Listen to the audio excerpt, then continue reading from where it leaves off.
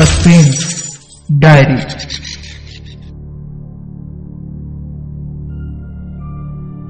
হেমেন্দ্র কুমার রায়, জন্ম 1888 সালে। শিক্ষাজীবন শেষ করার আগেই শুরু করেন সাহিত্য জীবন। বিভিন্ন পত্রিকায় বড়দের জন্য গল্প, কবিতা, উপন্যাস, প্রবন্ধ দিয়ে শুরু করলেও শেষ পর্যন্ত শিশু এবং কিশোর সাহিত্যের দিকেই ঝুঁকে পড়েন তিনি। 20-এর দশকে কিশোর পত্রিকা মৌচাকে অভিযান কাহিনী যখের ধন দিয়ে শুরু করলেন তার যাত্রা। তারপর লিখলেন অসংখ্য গোয়েন্দা কাহিনী ও অভিযান কাহিনীও। একসময় নাচঘর মাসিক পত্রিকাও সম্পাদনা করেছিলেন তিনি। বিখ্যাত গ্রন্থ যখের ধন, আবার যখের ধন, জয়ন্তের কীর্তি ইত্যাদি। 1963 সালে এই মহান লেখকের মৃত্যু ঘটে। আজ তার লেখা একটি ছোট গল্প আপনাদের জন্য থাকছে, কঙ্কাল সারথি। গল্পের প্রধান চরিত্রে লেখক এবং বাবা। গল্প পাঠ এবং লেখকের চরিত্রে প্রীতম, বাবার চরিত্রে অভিক। গল্পের সূত্রধার সৌগতা এবং অভিক। শুরু হচ্ছে কঙ্কাল সারথি।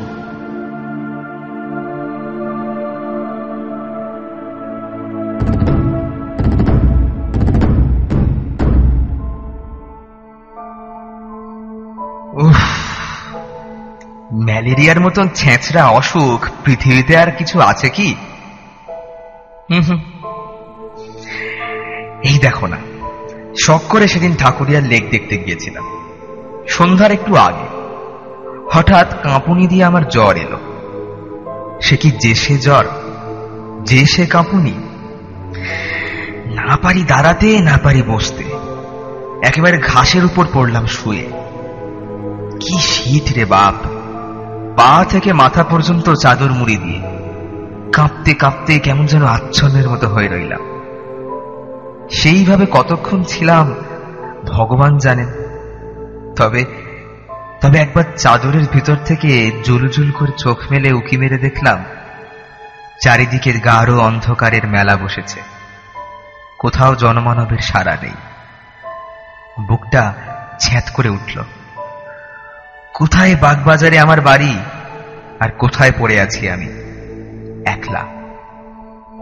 গুন্ডায় গলায় ছুরি বসাতে পারে, সাপে কামড়াতে পারে, বিনা চিকিৎসায় প্রাণ পাখি ফুরুক করে পালিয়ে যেতে পারে। বাড়ির লোক এতক্ষণে হয়তো ভেবে সারা হচ্ছে, আর তো এখানে থাকা চলে না, যেমন করেই হোক আমাকে আজ বাড়ি যেতেই হবে। অনেক কষ্টে উঠে দাঁড়ালাম। গায়ের ভিতর দিয়ে তখনও যেন আগুনের ঝলক ছুটছে। চোখের সামনে দিয়ে রাশি রাশি সর্ষে ফুল নাচতে নাচতে একবারে আধার সাগরে ডুবে যাচ্ছে, আর একবার ভেসে ভেসে উঠছে। প্রতিবার পা ফেলি আর মনে হয় এই বুঝি আমি দরাম করে পপাত ধরণী তলে হলাম। তবু থামলাম না, মাতারের মতন টলতে টলতে এগিয়ে চললাম। রাত ঝাঁ ঝাঁ করছে। সেই রাত্রে আমি প্রথম বুঝতে পারলাম পৃথিবী কত বেশি স্তব্ধ হতে পারে। শহরের হট্টগোলে রাগ হয় বটে, কিন্তু এ স্তব্ধতাও সহ্য করা অসম্ভব। একটা ব্যাঙ কি একটা ঝিঁঝি পোকা কি একটা পাহারাওয়ালার নাক পর্যন্ত ডাকছে না। গাছের পাতায় বাতাসের একটু নিঃশ্বাস পর্যন্ত শোনা যাচ্ছে না। সারি সারি কোম্পানির আলোর থামগুলো নীরবে দাঁড়িয়ে জ্বলন্ত চক্ষে যেন থমথমে অন্ধকারকে নিরীক্ষণ করছে। তিমির তুলির প্রলেপ মাখানো গাছপালার ফাঁকে ফাঁকে বাড়ির পর বাড়ি দেখা যাচ্ছে বটে, কিন্তু তারাও যেন প্রেতপুরীর মতো নিস্তব্ধ। তাদের ভিতর থেকে একটা ঘুম ভাঙা খোকার কান্নার আওয়াজ পর্যন্ত জেগে উঠছে না। কে যেন আজ নিদুটির মন্ত্র পড়ে সমস্ত জগৎকে বোবা করে দিয়ে গেছে। জ্বরের ঘুরে চলেছি তো চলেছি, এই নিঃশব্দ পল্লী ছেড়ে শহরের শব্দের রাজ্যে গিয়ে পড়বার জন্যে প্রাণ যেন আইঢাই করতে লাগলো। তবু এ পথ আর শেষ হতে চায় না। এ পথ যেন আজও শেষ হবে না, কালও শেষ হবে না। আমাকে যেন কোনো অভিশপ্ত আত্মার মতন চলতে হবে অনন্তকাল ধরে। এক বেচারা ইহুদির গল্প পড়েছিলাম, কার সাপে তাকে নাকি অনন্তকাল ধরে সারা বিশ্বে ছুটোছুটি করে বেড়াতে হয়েছিল। আমার তাই হলো নাকি? মাথাটা একবার নাড়া দিয়ে ভাবলাম, দুচ্ছাই, এসব কি উদ্ভট কথা ভাবছি, জ্বরে আমার মাথা খারাপ হয়ে গেল নাকি? মাঝে মাঝে এক একটা মাঠ যেন এক একটা অন্ধকারের মায়া সরোবর, সেখান দিয়ে যেন অন্ধকারের ঢেউ বইছে, অন্ধকারের স্রোত ছুটে আসছে আমাকে গ্রাস করবার জন্যে। অন্ধকারের তরঙ্গের ভিতরে গাছগুলোকে দেখাচ্ছে যেন বড় বড় দৈত্য দানবের মতো। পথিকে হৃৎপিণ্ড ছিঁড়ে খাবার জন্য তারা ওত পেতে প্রস্তুত হয়ে আছে। কান্না ভরা কনকনে বাতাস এসে চুপি চুপি যেন আমার কানে কানে বলে যাচ্ছে, ওহে নিজুম রাতের অজানা মানুষ, এ মৃত্যুপুরীর ভিতর দিয়ে কোথায় চলেছ তুমি? আমার কথা শোনো, ভূত প্রেতেরা একে একে জেগে উঠছে, এই বেলা প্রাণ নিয়ে পালিয়ে যাও, পালিয়ে যাও, যাও গো। আরো খানিক অগ্রসর হয়ে মনে হলো পৃথিবীর সমস্ত শব্দ এসে আমার দুই পায়ের দুই জুতোর ভিতর আশ্রয় নিয়েছে। প্রত্যেকবার পা ফেলি আর সেই শব্দগুলো জুতোর ভিতর থেকে চমকে উঠে রাজপথের উপর আছাড় খেয়ে পড়ে আমাকে চমকে চমকে তোলে। শব্দ শুনতে চাই, নিজের পায়ের শব্দ পাচ্ছি, কিন্তু কেন জানি না সে শব্দ শুনে শুনে মনে আমার খুশি হবে কি আরো বেশি নেতিয়ে পড়তে লাগলাম। সে যেন রাজপথে ঘুমন্ত কোনো অশরীরী প্রেতাত্মার চিৎকার, আমার পদাঘাতে সে যন্ত্রণায় গজরে গজরে উঠছে।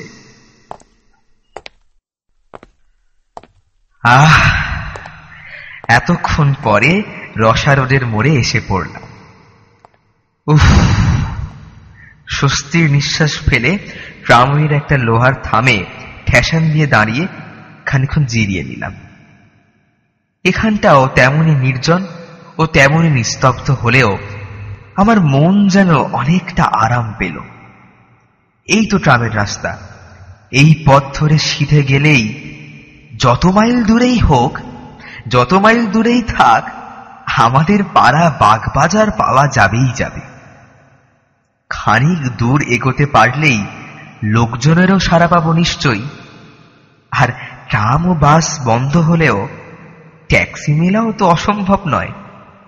তখন জ্বরে আমার চোখ ছলছল করছে, কান করছে ভোঁ ভোঁ, আর মাথা ঘুরছে বোঁ বোঁ করে।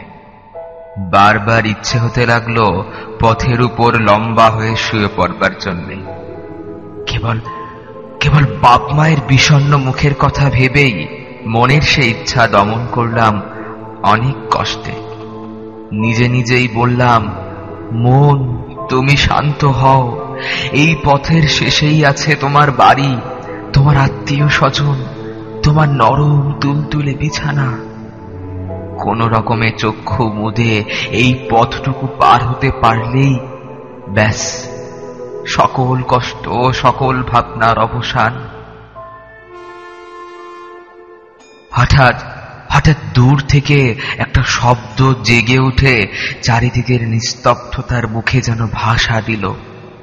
ঘর ঘর ঘর ঘর ঘর ঘর ঘর ঘর করে একটা বাজ ডাকার মতন শব্দ আমার দিকেই এগিয়ে আসছে। তারপরেই শুনলাম ভেঁপুর আওয়াজ, ভোঁপ ভোঁপ ভোঁপ ভোঁপ। ট্যাক্সি না বাস? আহ্লাদে চাঙ্গা আর সোজা হয়ে দাঁড়িয়ে পথের দিকে তাকিয়ে রইলাম। তারপরেই দেখা গেল নিচে দুটো আর উপরে একটা আলো। তিনটে আলো দেখেই বুঝলাম ট্যাক্সি নয়, বাস আসছে। তাহলে জ্বরের ধমকে আমি ভুল বুঝেছিলাম। বাস যখন চলছে তখন রাত খুব বেশি হয়নি, কিন্তু আশ্চর্য, এরই মধ্যে এই অঞ্চলটা এমন ভয়ানক নিস্তব্ধ হয়ে পড়ে। বাবা, আমার কলকাতার গোলমাল বেঁচে থাক, এই অঞ্চলে আবার ভদ্রলোক বাস করে। কিন্তু বাসের আলো অত বেশি চলছে কেন? সামনের সারা পথে সে যেন আগুনের ঢেউ বইয়ে ছুটে আসছে। আর এই নিরালা পথে অত জোরে ভেপু বাজাবারই দরকার কি? এ অঞ্চলের সন্ধ্যের পরেই ঘুমকাতুরে লোকগুলোর কানে যে তালা ধরে যাবে। ঊর্ধ্বশ্বাসে ছুটতে ছুটতে ধুলোয় ধুলোয় পথ অন্ধকার করে একখানা রাঙা টকটকে মস্ত বড় বাস আমার কাছে হঠাৎ দাঁড়িয়ে পড়ল, এবং সঙ্গে সঙ্গে একজন তীব্র তীক্ষ্ণ স্বরে চেঁচিয়ে উঠল, Dharmatala, Dharmatala, Wellesley, Shyambazar, Shyambazar, Dharmatala, Shyambazar, Shyambazar, Wellesley, Wellesley, Dharmatala, Dharmatala, Dharmatala, Shyambazar, Wellesley. আমি তাড়াতাড়ি বাসে উঠে একখানা গদি মোড়া আসনের উপর গিয়ে ধুপ করে বসে পড়লাম। হোক শ্যামবাজারের বাস, এই স্তব্ধ মরার মুল্লুক থেকে এখন তো সরে পড়ি। শ্যামবাজার থেকে বাগবাজার পায়ে হেঁটে যেতে এমন বিশেষ দেরি লাগবে না।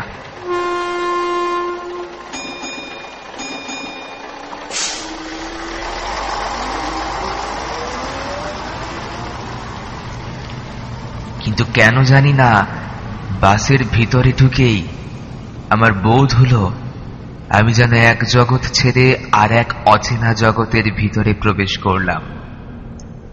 বাস ছুটছে, তার ভেপু বাজছে, এত বেগে বাস ছুটছে আর তার জানলাগুলো সব খোলা রয়েছে, অথচ বাহির থেকে বাতাসের একটুখানি ঝলক পর্যন্ত আমার গায়ে লাগছে না।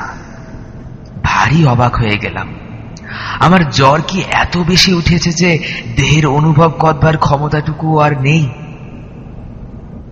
পথ তেমনি নির্জন আর অসার, কিন্তু বাতাসও কি আজ ঘুমিয়ে পড়েছে?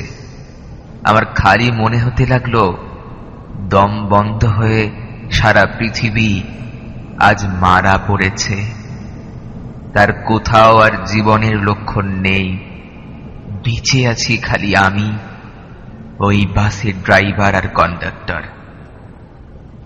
আমরা তিনজন ছাড়া বাসের ভিতরেও আরোহী ছিল না। থাকবেই বা কেন? এত রাতে কার ঘাড়ে ভূত চাপবে যে বাসে চড়ে বেড়াতে বেরোবে? বাসের ভেপু বাজছে আর বাজছে আর বাজছে, কান যে ঝালাপালা হয়ে গেল। কন্ডাক্টরের দিকে ফিরে বিরক্ত স্বরে বললাম, ড্রাইভারকে বারণ করে দাও, পথে লোকও নেই, গাড়িও নেই, তুমি এত হর্ন বাজছে কেন? লোকটা শিখ, মস্ত বড় লম্বা দেহ, মস্ত বড় দাড়ি। সে কালা আর বোবার মতো আমার পানে তাকিয়ে রইল। আবার বললাম, শুনছো, হর্ন দিতে বারণ করো। সে তবু জবাব দিল না, ড্রাইভারকে হর্ন থামাতেও বলল না। লোকটা সত্যি সত্যি কালা ও বোবা নাকি? কিন্তু না, তাই বা হবে কি করে? এই খানিক আগেই তো ধর্মতলা, ওয়েলেসলি, শ্যামবাজার বলে চেঁচিয়ে পারামাত করছিল। সে বোধহয় আমার কথার জবাব দিতে চায় না। এরা কি ভেবেছে যে এদের ভেপুর আওয়াজে সারা শহরের ঘুম ভেঙে যাবে, আর তাহলেই সবাই বিছানা থেকে লাফিয়ে পড়ে ছুটে এসে বাসের প্যাসেঞ্জার হয়ে বসবে? কিন্তু শহর জাগবার কোনো লক্ষণ প্রকাশ করল না।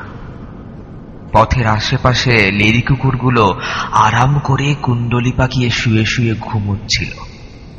কিন্তু এই বাসের সাড়া পেয়ে তারা তাড়াতাড়ি উঠে লেজ পেটের তলায় ঢুকিয়ে ছুটে পালাতে লাগলো, মহা ভয়ে কেউ কেউ করে কাঁদতে কাঁদতে। আজকে বাইরের জীবের সাড়া পাওয়া যাচ্ছে কেবল ওই কুকুরগুলোর কাছ থেকে, কিন্তু তারাও দেখা দিয়েই অদৃশ্য হচ্ছে। কুকুরগুলো কেন আমাদের বাস থেকে পালাচ্ছে?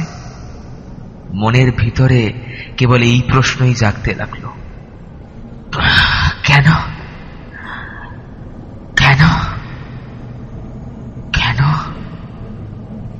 কন্ডাক্টর কেন আমার জবাব দিচ্ছে না? কেন কেন? কন্ডাক্টরের দিকে ফিরে বললাম, তোমার ভাড়ার পয়সা নাও। সে মস্ত একখানা কালো হাত বাড়ালো। ভাড়া দিয়ে টিকিট নেবার সময় আমার হাতে তার হাতের ছোঁয়া লাগলো। উফ, অমনি মনে হলো কি যেন একখানা তীক্ষ্ণ বরফের ছুরি দিয়ে আমার হাতে খ্যাঁচ করে খোঁচা মারল। জ্যান্ত মানুষের হাত এমন ঠান্ডা কনকনে হয়? আশ্চর্য হয়ে তার মুখের দিকে তাকালাম। তার লম্বা চুল আর দাড়ি গোঁফের জঙ্গলে ভরা মুখখানা বাসি মরার মুখের মতো স্থির। তার চোখেও পলক পড়ছে না, তার চোখ যেন পাথরে গড়া।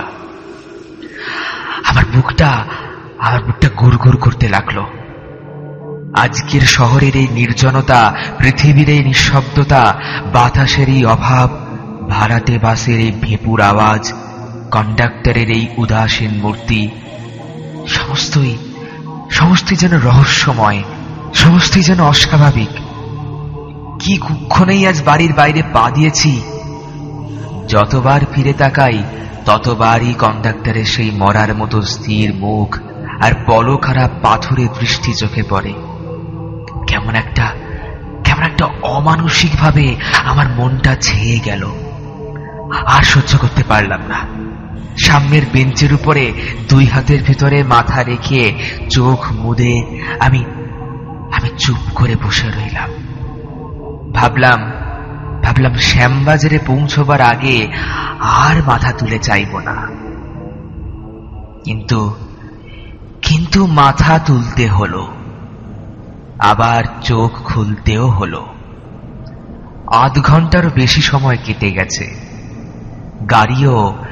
গাড়িও না থেমে ক্রমাগত ছুটছে। তবু এখনো শ্যামবাজার এলো না কেন? মুখ তুলে জানলা দিয়ে মুখ বাড়িয়ে আমার আর বিস্ময়ের সীমা রইল না। শ্যামবাজার তো অনেক দূরের কথা, গাড়ি এখনো ভবানীপুরেই আসেনি। অথচ গাড়ি এত বেগে ছুটছে যে পথের দুপাশের বাড়িগুলো তীরের মতন পিছনে সরে সরে যাচ্ছে। এও কি সম্ভব? হ্যাঁ, হতভম্বের মতো মুখ ফিরিয়েই দেখি গাড়ির ভিতরে 10-12 জন লোক বসে রয়েছে।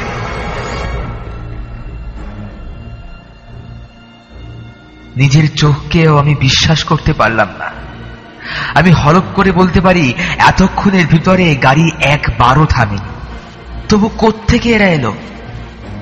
কখন এরা গাড়িতে উঠল? একে একে সকলকার মুখের পানে তাকিয়ে দেখলাম সব মুখই মরার মতন স্থির, নির্বিকার। সব চোখের পাথুরে দৃষ্টি আড়ষ্ট হয়ে আছে। কে যেন শ্মশান থেকে কয়েকটা মৃতদেহ তুলে নিয়ে এসে বেঞ্চের উপরে সারি সারি বসিয়ে দিয়ে গেছে। তাদের ভিতরে বাঙালি আছে, খোট্টা আছে, সাহেব আছে, কিন্তু তারা সবাই চেয়ে আছে আমার দিকেই। সে চাউনিতে কোনো ভাবের আমেজ নেই। সে চাউনি যেন চাউনিই নয়, অথচ সে চাউনি দেখলেই গা ছমছম করে, দেহের রক্ত ঠান্ডা হয়ে যায়। তাদের চাউনি যেন চোখের ভিতর দিয়ে আসছে না, আসছে আলোকের উপর ওপার থেকে, অন্ধকারের আত্মার ভিতর থেকে, যে দেশে জ্যান্ত মানুষ নেই সেই দেশ থেকে। ভাবহীন অথচ ভয়ানক তাদের সেই চাহনি। আর এক আশ্চর্য ব্যাপার এই যে গাড়ির ঝাঁকুনিতেও তাদের কারুর দেহ একটুকুও নড়ছে না। গাড়ির ভিতর বসেও তাদের দেহ যেন গাড়িকে না ছুঁয়ে শূন্যে বিরাজ করছে। আমার অজ্ঞাত সারে যেমন হঠাৎ তারা গাড়ির ভিতরে উড়ে এসে জুড়ে বসেছে, তেমনি হঠাৎ তারা আবার হাওয়া হয়ে হাওয়ার সঙ্গে মিলিয়ে যেতে পারে আমার অজান্তে, যেন তারা ছায়ার কায়াহীন অনুচর, দেখা দেয় ধরা দেয় না। তাদের দেখা যায়, ধরা যায় না। আমার সভয় দৃষ্টি আবার পথের দিকে ফিরিয়ে দিলাম। গাড়ির তেমনই হেঁচকি তোলা আওয়াজের মতন ভেপুর শব্দ করতে করতে তীর বেগে ছুটছে, কিন্তু তখনও ভবানীপুর আসেনি। আমি শ্যামবাজার না সোজা জমালয়ের দিকে চলেছি? কি এক দুঃসহ অজানা টানে অস্থির হয়ে চোখ আবার গাড়ির ভিতরে ফেরালাম। গাড়িতে ইতিমধ্যে লোকের সংখ্যা আরো বেড়ে উঠেছে। তারাও স্থির নেত্রে আমার দিকেই তাকিয়ে আছে। সমস্ত গাড়ির ভিতরে একটা মোটকা গন্ধ ভেসে ভেসে বেড়াচ্ছে, যেন বাসি মরার গন্ধ। হাসপাতালে মরার ঘরে গিয়ে আমি একবার এইরকম গন্ধই পেয়েছিলাম।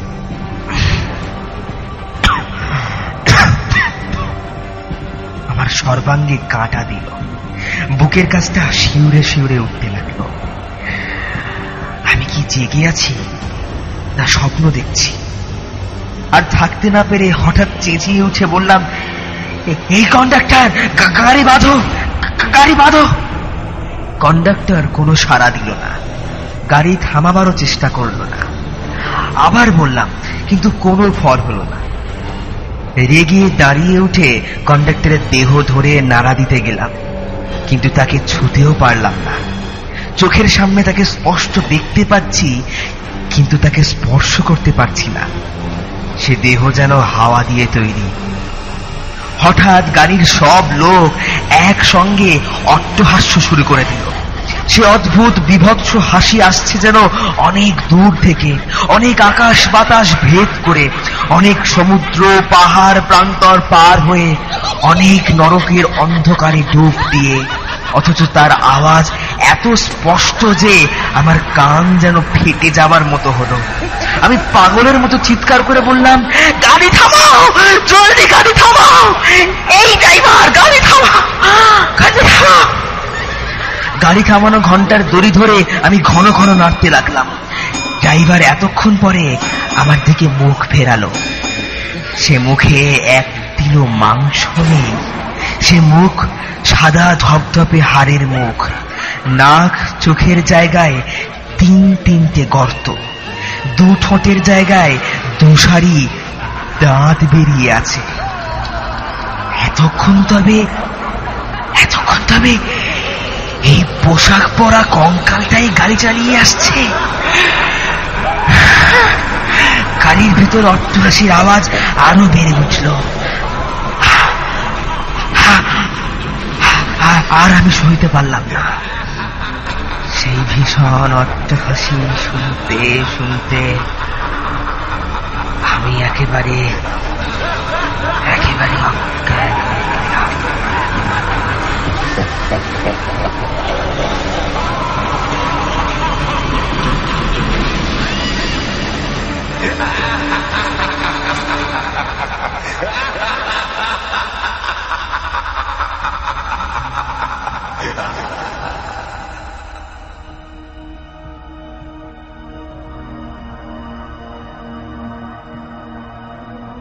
জ্ঞান হয়ে দেখলাম নিজের ঘরের বিছানায় শুয়ে আছি। আমার চারপাশে বসে মা, বাবা, ভাই আর বোনেরা। শুনলাম আমি নাকি রসারোডের ফুটপাথের উপরে জ্বরের ঘরে বেহুঁশ হয়ে শুয়েছিলাম। কালকের রাতের বিভীষিকার কথা সকলকে বললাম। বাবা বললেন, ওসব বাজে কথা। জ্বরের ঝোঁকে লেকের ধার থেকে রসারোড পর্যন্ত এসেই তুমি বেহুশ হয়ে পড়েছিলে, তারপরেই ওসব খেয়াল দেখেছ। কিন্তু আমার মন বলতে লাগলো, না, আমি যা দেখেছি তা খেয়াল নয়, খেয়াল নয়।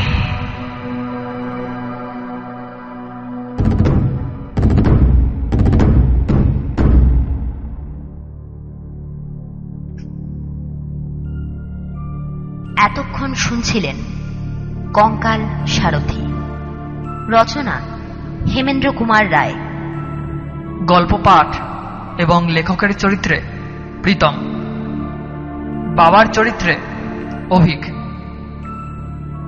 শব্দগ্রহণ, আবহ সঙ্গীত এবং স্পেশাল এফেক্টসে অভিক। গল্পটি কেমন লাগলো জানান আমাদের।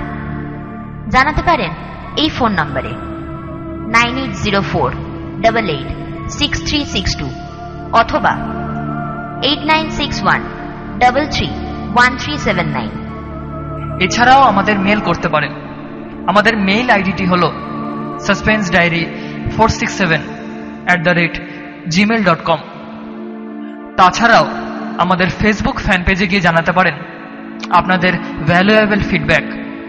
আমাদের পেজ অ্যাড্রেসটি হল facebook.com/suspensedairy এবং সেখান থেকেই পেতে পারেন আমাদের গল্পগুলো ডাউনলোড করবার লিংক এবং ইউটিউব লিংক। পরের বার আরও একটি রোমহর্ষক গল্প নিয়ে হাজির হবে সাসপেন্স ডায়েরি।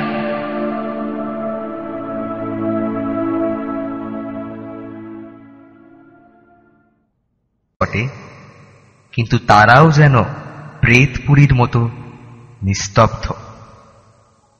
তাদের ভিতর থেকে একটা ঘুম ভাঙা খোকার কান্নার আওয়াজ পর্যন্ত জেগে উঠছে না। কে যেন আজ নিদুটির মন্ত্র পড়ে সমস্ত জগৎকে বোবা করে দিয়ে গেছে। জ্বরের ঘুরে চলেছি এই নিঃশব্দ পল্লী ছেড়ে শহরের শব্দের রাজ্যে গিয়ে পড়বার জন্যে প্রাণ যেন আইঢাই করতে লাগলো। তবু এ পথ আর শেষ হতে চায় না। এ পথ যেন আজও শেষ হবে না, কালও শেষ হবে না।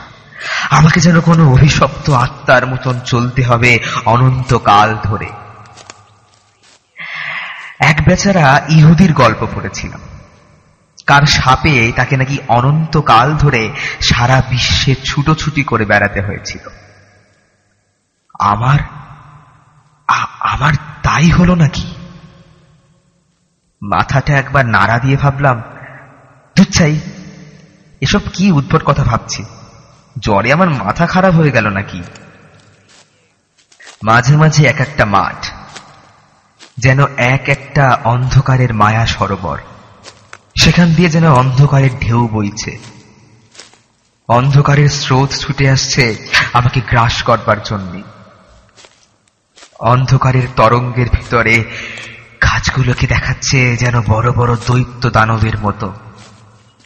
পথিকে হৃৎপিণ্ড ছিঁড়ে খাবার জন্য তারা ওত পেতে প্রস্তুত হয়ে আছে। কান্না ভরা কনকনে বাতাস এসে চুপি চুপি যেন আমার কানে কানে বলে যাচ্ছে, ওহে নিজুম রাতের অজানা মানুষ, এ মৃত্যুপুরীর ভিতর দিয়ে কোথায় চলেছ তুমি? আমার কথা শোনো, ভূত প্রেতেরা একে একে জেগে উঠছে। এই বেলা প্রাণ নিয়ে পালিয়ে যাও, পালিয়ে যাও, যাও গো। আরো খানিক অগ্রসর হয়ে মনে হলো পৃথিবীর সমস্ত শব্দ এসে আমার দুই পায়ের দুই জুতোর ভিতর আশ্রয় নিয়েছে। প্রত্যেকবার পা ফেলি আর সেই শব্দগুলো জুতোর ভিতর থেকে চমকে উঠে রাজপথের উপর আছাড় খেয়ে পড়ে আমাকে চমকে চমকে তোলে। শব্দ শুনতে চাই, নিজের পায়ের শব্দ পাচ্ছি, কিন্তু কেন জানি না সে শব্দ শুনে শুনে মনে আমার খুশি হবে কি আরো বেশি নেতিয়ে পড়তে লাগলাম। সে যেন রাজপথে ঘুমন্ত কোনো অশরীরী প্রেতাত্মার চিৎকার। আমার পদাঘাতে সে যন্ত্রণায় গজরে গজরে উঠছে।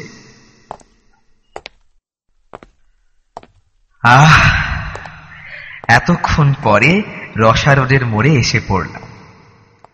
উফ, স্বস্তির নিঃশ্বাস ফেলে ট্রামের একটা লোহার থামে ঠেসান দিয়ে দাঁড়িয়ে খানিকক্ষণ জিরিয়ে নিলাম। এখানটাও তেমনই নির্জন ও তেমনই নিস্তব্ধ হলেও আমার মন যেন অনেকটা আরাম পেল। এই তো ট্রামের রাস্তা। এই পথ ধরে সিধে গেলেই যত মাইল দূরেই হোক, যত মাইল দূরেই থাক, আমাদের পাড়া বাগবাজার পাওয়া যাবেই যাবে। খানিক দূর এগোতে পারলেই লোকজনেরও সাড়া পাবো নিশ্চয়ই।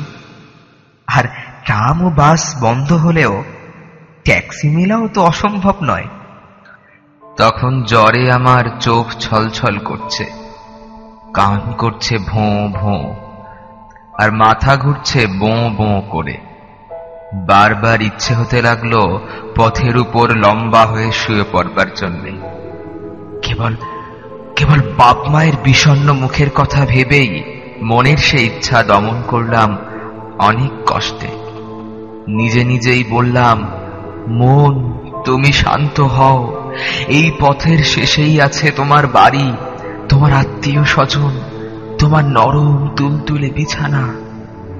কোন রকমে চক্ষু মুদে এই পথটুকু পার হতে পারলেই ব্যাস, সকল কষ্ট, সকল ভাবনার অবসান। হঠাৎ হঠাৎ দূর থেকে একটা শব্দ জেগে উঠে চারিদিকের নিস্তব্ধতার মুখে যেন ভাষা দিল। ঘর ঘর ঘর ঘর ঘর ঘর ঘর ঘর করে একটা বাজ ডাকার মতন শব্দ আমার দিকেই এগিয়ে আসছে। তারপরেই শুনলাম ভেঁপুর আওয়াজ, ভোঁপ ভোঁপ ভোঁপ ভোঁপ। ট্যাক্সি না বাস? আহ্লাদে চাঙ্গা আর সোজা হয়ে দাঁড়িয়ে পথের দিকে তাকিয়ে রইলাম। তারপরেই দেখা গেল নিচে দুটো আর উপরে একটা আলো। তিনটে আলো দেখেই বুঝলাম ট্যাক্সি নয়, বাস আসছে। তাহলে জ্বরের ধমকে আমি ভুল বুঝেছিলাম। বাস যখন চলছে তখন রাত খুব বেশি হয়নি, কিন্তু আশ্চর্য, এরই মধ্যে এই অঞ্চলটা এমন ভয়ানক নিস্তব্ধ হয়ে পড়ে। বাবা, আমার কলকাতার গোলমাল বেঁচে থাক, এই অঞ্চলে আবার ভদ্রলোক বাস করে। কিন্তু বাসের আলো অত বেশি চলছে কেন? সামনের সারা পথে সে যেন আগুনের ঢেউ বইয়ে ছুটে আসছে। আর এই নিরালা পথে অত জোরে ভেঁপু বাজাবারই দরকার কি? এ অঞ্চলের সন্ধ্যের পরেই ঘুমকাতুরে লোকগুলোর কানে যে তালা ধরে যাবে।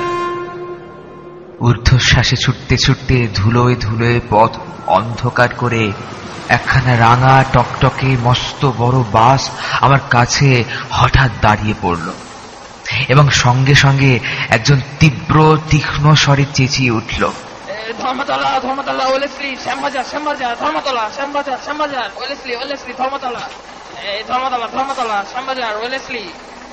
আমি তাড়াতাড়ি বাসে উঠে একখানা গদি মোড়া আসনের উপর গিয়ে ধুপ করে বসে পড়লাম। হোক শ্যামবাজারের বাস, এই স্তব্ধ মরার মুল্লুক থেকে এখন তো সরে পড়ি। শ্যামবাজার থেকে বাগবাজার পায়ে হেঁটে যেতে এমন বিশেষ দেরি লাগবে না।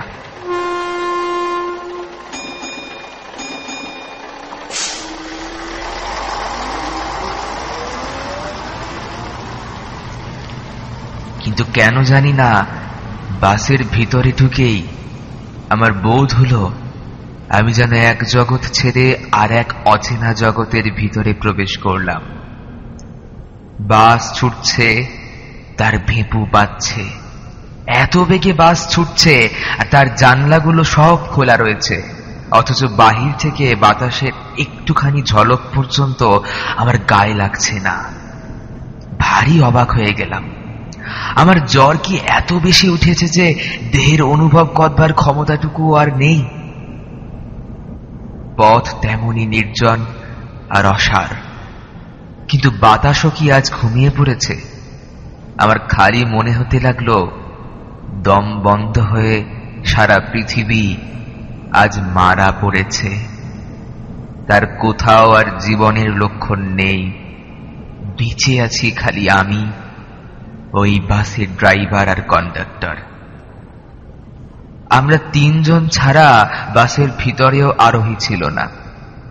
থাকবেই বা কেন? এত রাতে কার ঘাড়ে ভূত চাপবে যে বাসে চড়ে বেড়াতে বেরোবে? বাসের ভেপু বাজছে আর বাজছে আর বাজছে, কান যে ঝালাপালা হয়ে গেল। কন্ডাক্টরের দিকে ফিরে বিরক্ত স্বরে বললাম, ড্রাইভারকে বারণ করে দাও, পথে লোকও নেই, গাড়িও নেই। তুমি এত হর্ন বাজছে কেন? লোকটা শিখ, মস্ত বড় লম্বা দেহ, মস্ত বড় দাড়ি। সে কালা আর বোবার মতো আমার পানে তাকিয়ে রইল। আবার বললাম, শুনছো, হর্ন দিতে বারণ করো। সে তবু জবাব দিল না, ড্রাইভারকে হর্ন থামাতেও বলল না। লোকটা সত্যি সত্যি কালা ও বোবা নাকি? কিন্তু না, তাই বা হবে কি করে? এই খানিক আগেই তো ধর্মতলা আবেল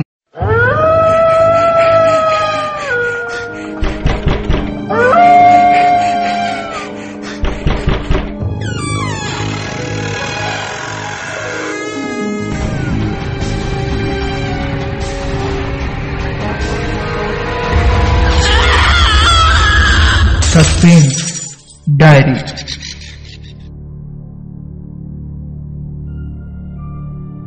হেমেন্দ্র কুমার রায়, জন্ম 1888 সালে। শিক্ষা জীবন শেষ করার আগেই শুরু করেন সাহিত্য জীবন। বিভিন্ন পত্রিকায় বড়দের জন্য গল্প, কবিতা, উপন্যাস, প্রবন্ধ দিয়ে শুরু করলেও শেষ পর্যন্ত শিশু এবং কিশোর সাহিত্যের দিকেই ঝুঁকে পড়েন তিনি।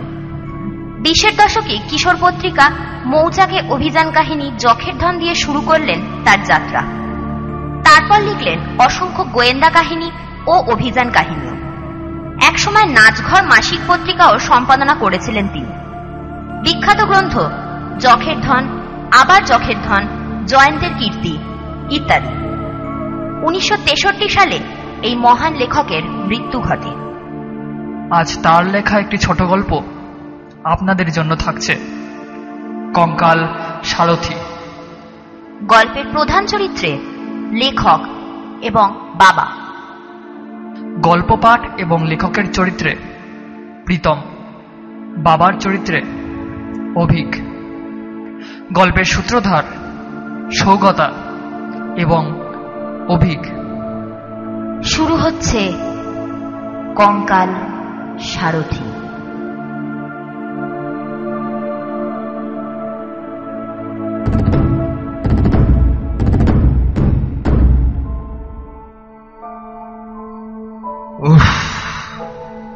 ম্যালেরিয়ার মতন ছেঁচড়া অসুখ পৃথিবীতে আর কিছু আছে কি? এই দেখো না, শখ করে সেদিন ঠাকুরিয়ার লেক দেখতে গিয়েছিলাম। সন্ধ্যার একটু আগে হঠাৎ কাঁপুনি দিয়ে আমার জ্বর এলো। সে কি যে সে জ্বর, যে সে কাঁপুনি। না পারি দাঁড়াতে, না পারি বসতে, একেবারে ঘাসের উপর পড়লাম শুয়ে। কি শীত রে বাপ! পা থেকে মাথা পর্যন্ত চাদর মুড়ি দিয়ে কাঁপতে কাঁপতে কেমন যেন আচ্ছন্নের মতো হয়ে রইলাম। সেইভাবে কতক্ষণ ছিলাম ভগবান জানেন। তবে তবে একবার চাদরের ভিতর থেকে জুলুজুল করে চোখ মেলে উকি মেরে দেখলাম চারিদিকের গাঢ় অন্ধকারের মেলা বসেছে। কোথাও জনমানবের সাড়া নেই। বুকটা ছ্যাঁত করে উঠল। কোথায় বাগবাজারে আমার বাড়ি, আর কোথায় পড়ে আছি আমি একলা। গুন্ডায় গলায় ছুরি বসাতে পারে, সাপে কামড়াতে পারে, বিনা চিকিৎসায় প্রাণ পাখি ফুরুক করে পালিয়ে যেতে পারে। বাড়ির লোক এতক্ষণে হয়তো ভেবে সারা হচ্ছে, আর তো এখানে থাকা চলে না, যেমন করেই হোক আমাকে আজ বাড়ি যেতেই হবে। অনেক কষ্টে উঠে দাঁড়ালাম। গায়ের ভিতর দিয়ে তখনও যেন আগুনের ঝলক ছুটছে। চোখের সামনে দিয়ে রাশি রাশি সর্ষে ফুল নাচতে নাচতে একবারে আধার সাগরে ডুবে যাচ্ছে, আর একবার ভেসে ভেসে উঠছে।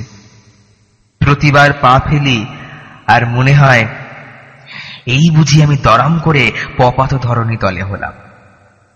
তবু থামলাম না, মাতারের মতন টলতে টলতে এগিয়ে চললাম। রাত ঝাঁ ঝাঁ করছে, সেই রাত্রে আমি প্রথম বুঝতে পারলাম পৃথিবী কত বেশি স্তব্ধ হতে পারে। শহরের হট্টগোলে রাগ হয় বটে, কিন্তু এ স্তব্ধতাও সহ্য করা অসম্ভব। একটা ব্যাঙ কি একটা ঝিঁঝি পোকা কি একটা পাহারাওয়ালার নাক পর্যন্ত ডাকছে না। গাছের পাতায় বাতাসের একটু নিঃশ্বাস পর্যন্ত শোনা যাচ্ছে না। সারি সারি কোম্পানির আলোর থামগুলো নীরবে দাঁড়িয়ে জ্বলন্ত চক্ষে যেন থমথমে অন্ধকারকে নিরীক্ষণ করছে। তিমির তুলির প্রলেপ মাখানো গাছপালার ফাঁকে ফাঁকে বাড়ির পর বাড়ি দেখা যাচ্ছে। খোট্টা আছে, সাহেব আছে, কিন্তু তারা সবাই চেয়ে আছে আমার দিকেই। সে চাউনিতে কোনো ভাবের আমেজ নেই, সে চাউনি যেন চাউনিই নয়, অথচ সে চাউনি দেখলেই গা ছমছম করে, দেহের রক্ত ঠান্ডা হয়ে যায়। তাদের চাউনি যেন চোখের ভিতর দিয়ে আসছে না, আসছে আসছে আলোকের উপর ওপার থেকে, অন্ধকারের আত্মার ভিতর থেকে, যে দেশে জ্যান্ত মানুষ নেই সেই দেশ থেকে। ভাবহীন অথচ ভয়ানক তাদের সেই চাহনি। আর এক আশ্চর্য ব্যাপার এই যে গাড়ির ঝাঁকুনিতেও তাদের কারুর দেহ একটুকুও নড়ছে না। গাড়ির ভিতর বসেও তাদের দেহ যেন গাড়িকে না ছুঁয়ে শূন্যে বিরাজ করছে। আমার অজ্ঞাত সারে যেমন হঠাৎ তারা গাড়ির ভিতরে উড়ে এসে জুড়ে বসেছে, তেমনি হঠাৎ তারা আবার হাওয়া হয়ে হাওয়ার সঙ্গে মিলিয়ে যেতে পারে আমার অজান্তে। যেন তারা ছায়ার কায়াহীন অনুচর, দেখা দেয় ধরা দেয় না। তাদের দেখা যায়, ধরা যায় না। আমার সভয় দৃষ্টি আবার পথের দিকে ফিরিয়ে দিলাম। গাড়ি তেমনি হেঁচকি তোলা আওয়াজের মতন ভেপুর শব্দ করতে করতে তীর বেগে ছুটছে, কিন্তু তখনও ভবানীপুর আসেনি। আমি শ্যামবাজার না সোজা জমালয়ের দিকে চলেছি? কি এক দুঃসহ অজানা টানে অস্থির হয়ে চোখ আবার গাড়ির ভিতরে ফেরালাম। গাড়িতে ইতিমধ্যে লোকের সংখ্যা আরো বেড়ে উঠেছে। তারাও স্থির নেত্রে আমার দিকেই তাকিয়ে আছে। সমস্ত গাড়ির ভিতরে একটা মোটকা গন্ধ ভেসে ভেসে বেড়াচ্ছে, যেন বাসি মরার গন্ধ। হাসপাতালে মরার ঘরে গিয়ে আমি একবার এইরকম গন্ধই পেয়েছিলাম।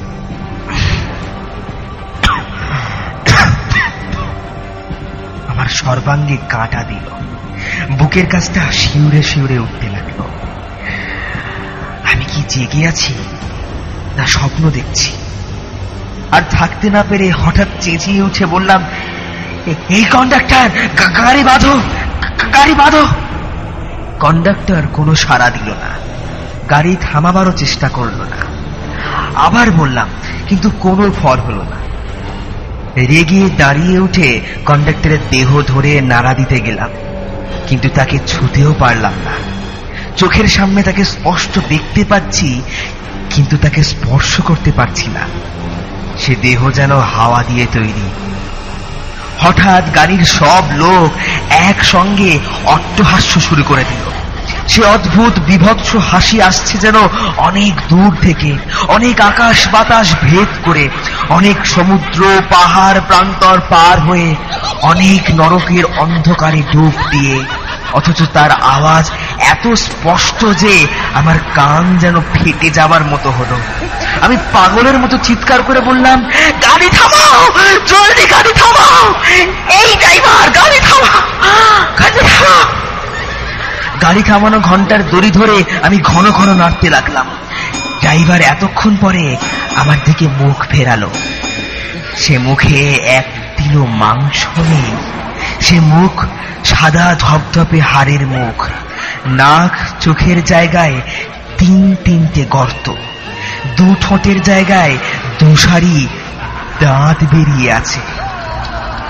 এতক্ষণ তবে তবে এই পোশাক পরা কঙ্কালটাই গাড়ি চালিয়ে আসছে। গাড়ির ভিতর অট্টহাসির আওয়াজ আরো বেড়ে উঠল।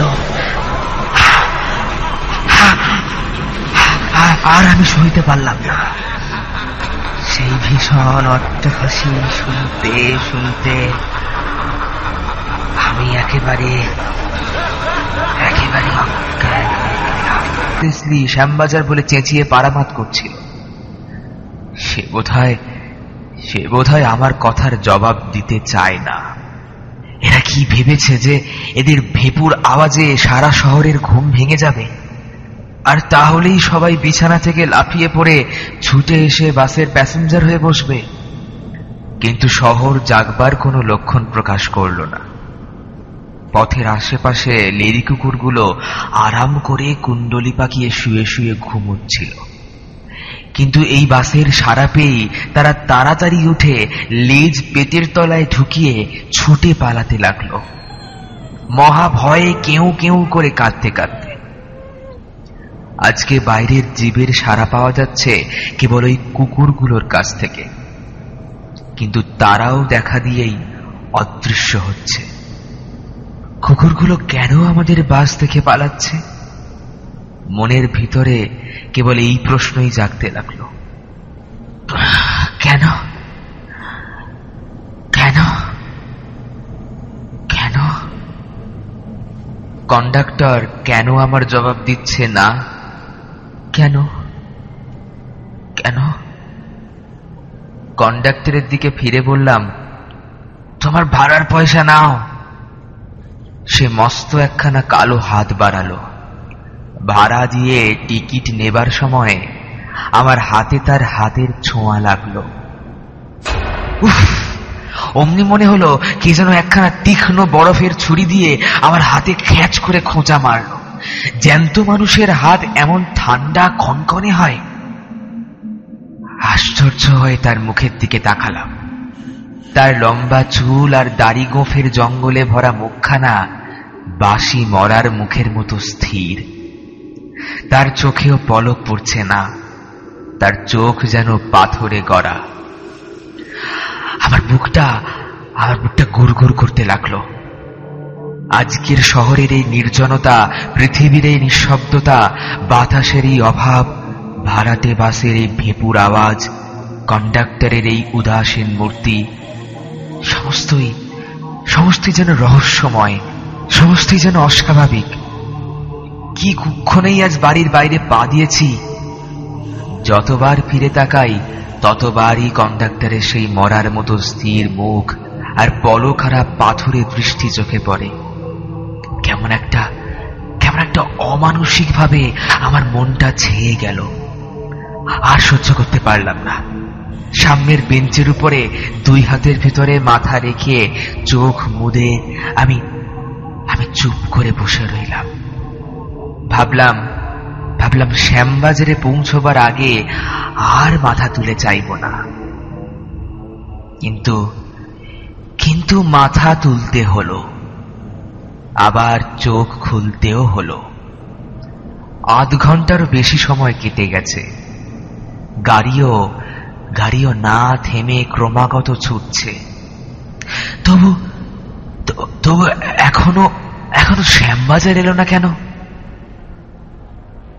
মুখ তুলে জানলা দিয়ে মুখ বাড়িয়ে আমার আর বিস্ময়ের সীমা রইল না। শ্যামবাজার তো অনেক দূরের কথা, গাড়ি এখনো ভবানীপুরেই আসেনি, অথচ গাড়ি এত বেগে ছুটছে যে পথের দুপাশের বাড়িগুলো তীরের মতন পিছনে সরে সরে যাচ্ছে। এও কি সম্ভব? হ্যাঁ, হতভম্বের মতো মুখ ফিরিয়েই দেখি গাড়ির ভিতরে 10-12 জন লোক বসে রয়েছে।